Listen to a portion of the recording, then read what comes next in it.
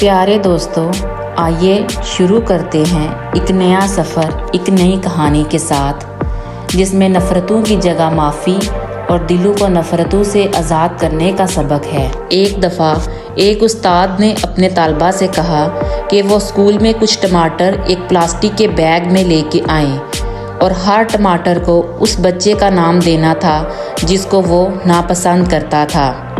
اس طرح ٹماٹروں کی تعداد ان کے ناپسندیدہ انسانوں کی تعداد کے برابر ہوگی۔ مقررہ دن پر تمام بچے اپنے ٹماٹر لے آئے۔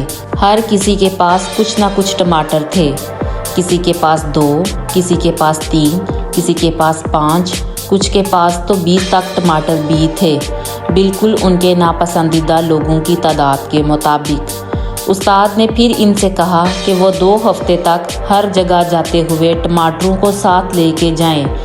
دن گزرنے کے ساتھ ساتھ بچے ٹماٹروں کے بوجھ اور بو کی شکایت کرنے لگے۔ جو بچے جتنے زیادہ ٹماٹر رکھتے تھے، انہیں اتنا ہی زیادہ بوجھ اور پریشانی ہوتی تھی۔ ایک ہفتے بعد استاد نے طلبہ سے پوچھا، اس ہفتے کے بارے میں کیا محسوس کیا ہے؟ سبھی بچوں نے اس ہفتے کو بہت برا کہا۔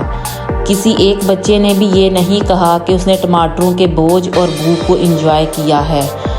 بچوں نے ٹماٹروں کی بدبو اور وزن کی بہت زیادہ شکایت کی، خاص طور پر وہ جو بہت سارے ٹماٹر رکھتے تھے۔ استاد نے کہا، یہ بالکل اسی طرح ہے جب آپ اپنے دل میں نفرتیں رکھتے ہو، جب آپ کسی کو ناپسند کرتے ہو۔ اگر آپ ایک ہفتے تک خراب ٹماٹروں کی بو برداشت نہیں کر سکتے تو سوچیں کہ وہ تلخی اور نفرت آپ کے دل پر روزانہ کیسے اثر کرتی ہوگی۔ اس طرح نفرتیں دل کو بوجھل اور بدبودار بنا دیتی ہیں۔ لوگوں کو معاف کریں جنہوں نے آپ کو ناراض کیا ہے۔ دلوں کو نفرتوں سے خالی کریں تاکہ اچھی باتوں کو محفوظ کرنے کے لیے جگہ بنے۔ بہتری حاصل کریں اور بھڑکنا چھوڑیں۔ بھلائی کریں تو بھلائی ہی ملے گی۔